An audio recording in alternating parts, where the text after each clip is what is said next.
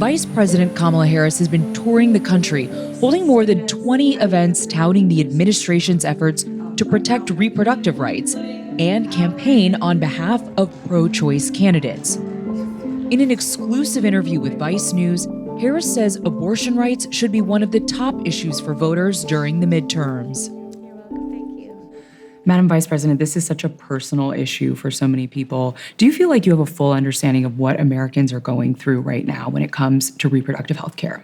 I have a pretty good sense of it. I've been traveling the country, talking with folks of every age, every gender, every race, every demographic, including geographic demographic. And people are afraid. People are really afraid.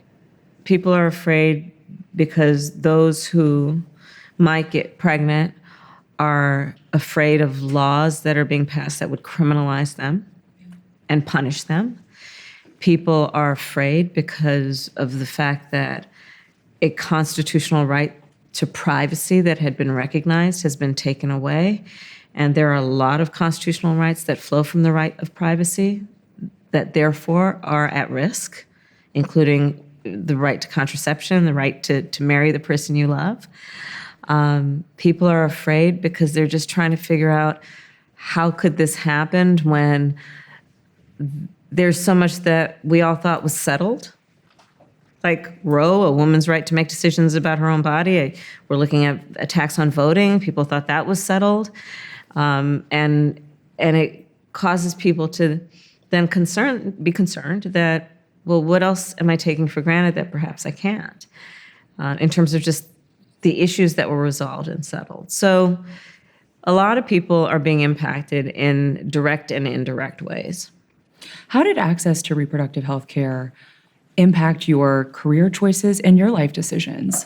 I am the daughter of a mother who dedicated her life to two things: raising her two daughters and ending breast cancer. My mother was a cancer researcher. And so from the earliest moments that I could sit at the dinner table, the conversation about women's health was an issue that was the subject of passion and priority.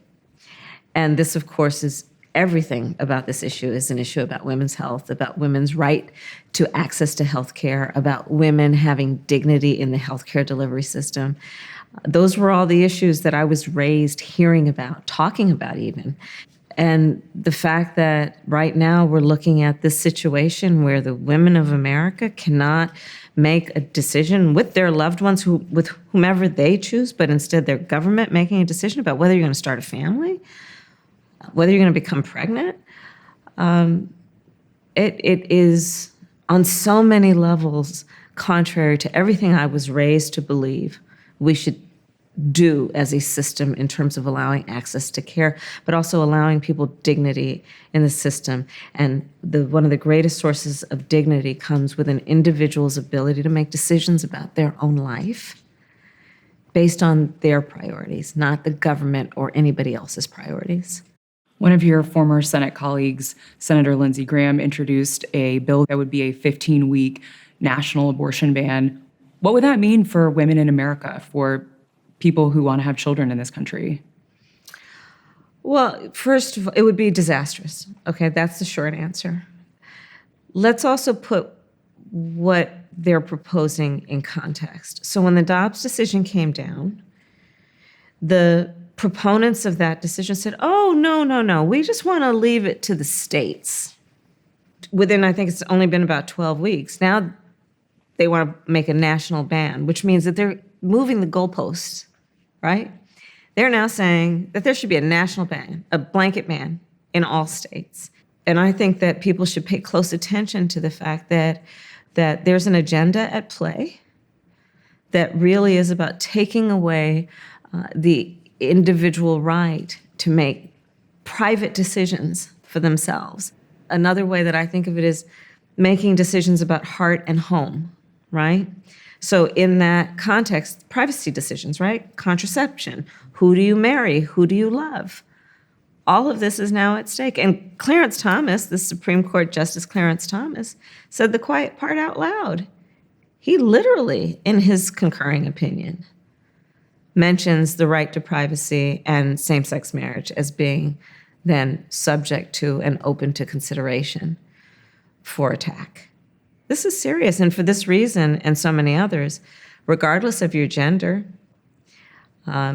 everyone should be concerned about the spoken and unspoken intentions of the proponents of a national ban and, frankly, of the proponents of the Dobbs decision. Why didn't Democrats imagine that this moment could arrive and codify Roe? I think the most important thing we can do right now is elect 2 more pro-choice senators, and the president has been very clear he would sign legislation to codify Roe. We need 2 more United States senators, and then we are in a position to do exactly that, which is codify Roe, put the protections of Roe into law, and make it the law of the land, which is that people have the individual privacy right to make the decision for themselves, and the government is in no position to make that decision for them. Do you think that this should be the top issue that people vote on? I think it should be one of the top issues. The vast majority of Americans agree that the government should not be telling a woman what to do with her body. Regardless of who they voted for in the last election or the next election, regardless of the party with which they're registered to vote, there's just some fundamental principles at play here, which are about freedom and liberty. Literally, this is about freedom and liberty. And freedom and liberty being attacked. There are a lot of election deniers who are running for real positions of authority across this country. What if they win? I am aware of at least 11 states that have Secretary of State candidates who are election deniers. So the very people who want to run elections don't trust elections. That represents a potential breakdown of one of the most important systems in our democracy, which is our election systems. And I urge everyone who is in those 11 states to pay attention, because there are certain rights that you have and your parents have and your grandparents before them assumed will be intact, including the right to vote for who you want and to know your vote counts. And election deniers are suggesting that those votes don't count. Do you think that this sort of rolling back of reproductive rights in this country is a signal that democracy is backsliding here? So I have, as vice president, met with and talked directly with, by phone or in person, 100 world leaders, presidents, prime ministers, chancellors, kings. And one of the strengths of who we are as America is we can walk in those rooms, chin up, shoulders back, talking about what it means to be a democracy, founded on fundamental principles grounded in the concept of freedom and liberty, justice, equality. And so we walk in those rooms then, and we talk with other countries about the importance of human rights, about rule of law, and it gives us the authority to do that.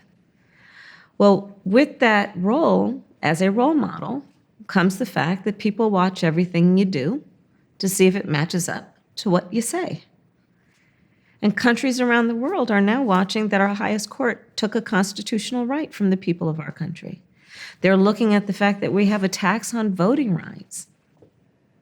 I do believe that it challenges the strength of our ability to fight for democracies around the world when we have fundamental rights that are being attacked by extremist so-called leaders within our own country. I do believe it has an impact, not to mention